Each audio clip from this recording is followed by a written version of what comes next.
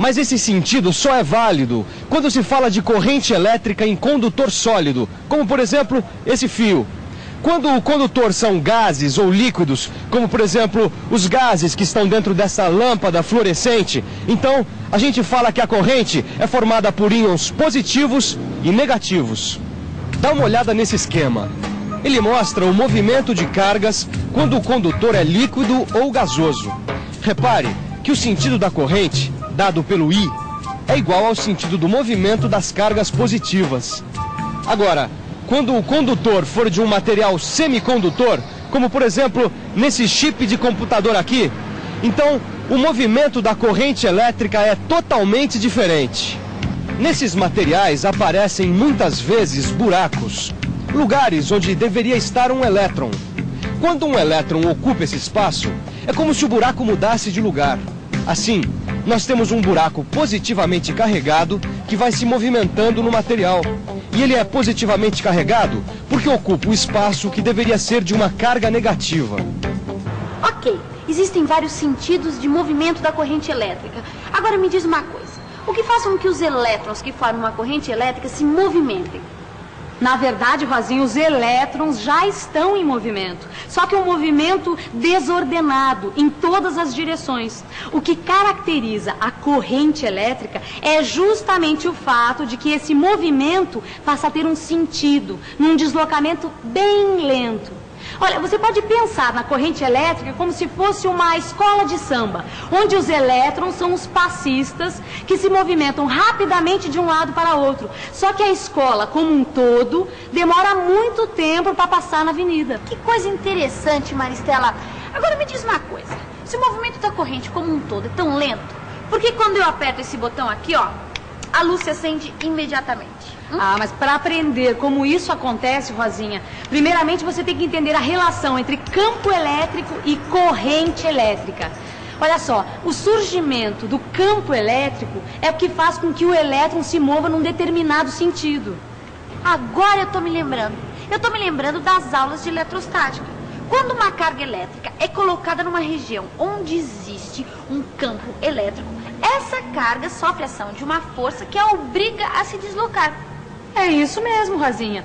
Olha, vamos dar uma olhada nessa lâmpada que você está segurando, certo? Olha só. Os elétrons que geram a corrente elétrica, que acende o filamento da lâmpada, já estão no filamento. Olha, elas não saem do interruptor para vir até aqui. Não, os elétrons já estão aqui dentro, se movimentando desordenadamente. Quando a gente aperta o interruptor, um campo elétrico percorre o fio e é como se esse campo elétrico desse uma ordem para que os elétrons parem de se movimentar aleatoriamente e passem a ter um movimento com um sentido, formando uma corrente elétrica. E o campo elétrico, esse sim, viaja a uma velocidade fantástica, próxima à velocidade da luz. Ah, por isso que a luz acende instantaneamente. Exatamente. O campo elétrico determina o movimento dos elétrons. Quando o campo elétrico tem um sentido único, então ele faz com que os elétrons se movimentem apenas em um sentido. É o que nós chamamos de corrente contínua, que é gerada por pilhas e baterias e que percorre a maioria dos aparelhos eletrônicos, como por exemplo essa calculadora aqui.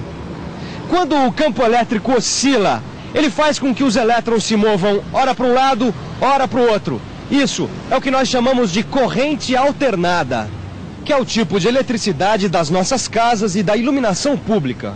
Ô, rapaz, quer dizer então que aqui tem uma corrente alternada entrando na casa. Exatamente, Gil. E essa corrente, como todas as outras, ela precisa de um condutor para se propagar. No caso, são esses fios aqui, olha, que estão entrando na casa, tá certo? O condutor, ele permite o movimento dos elétrons e, ao mesmo tempo, permite que o campo elétrico passe ordenando o movimento dos elétrons. Compreendeu? Ah, agora eu entendi. O fusível derreteu, cortou a corrente. Exatamente. Aí o campo elétrico não conseguiu alcançar os elétrons, que estão no resto do circuito e no resto dos fios da casa. Exatamente. Agora, nos fios dentro da casa, os elétrons estão lá e estão em movimento, entendeu? Agora, sem o campo elétrico, esse movimento é aleatório, não caracteriza uma corrente elétrica, entendeu? Por isso que o chuveiro da Dona Yara parou.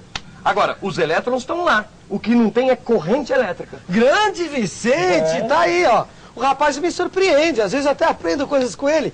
Mas olha, vamos deixar isso de lado, porque agora é hora da revisão. E atenção, se liga aí que é hora da revisão.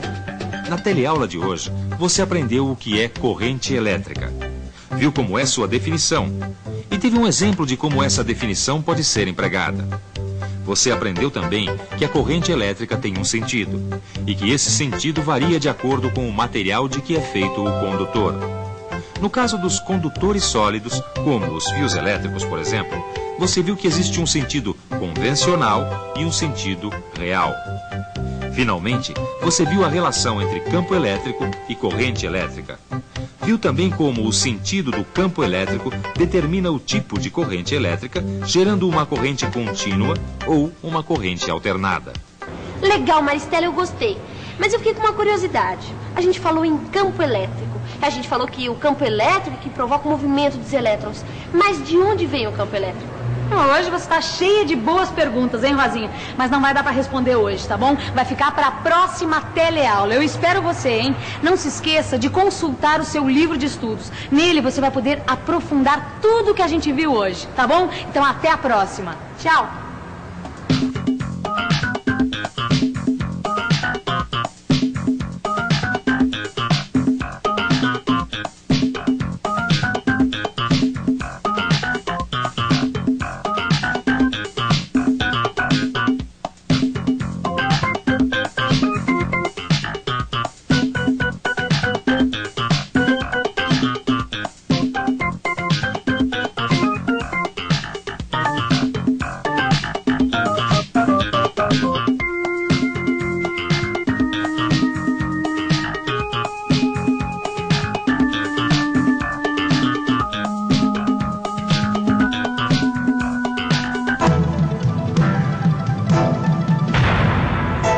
Telecurso 2000, um programa de educação do Sistema Fiesp e da Fundação Roberto Marinho.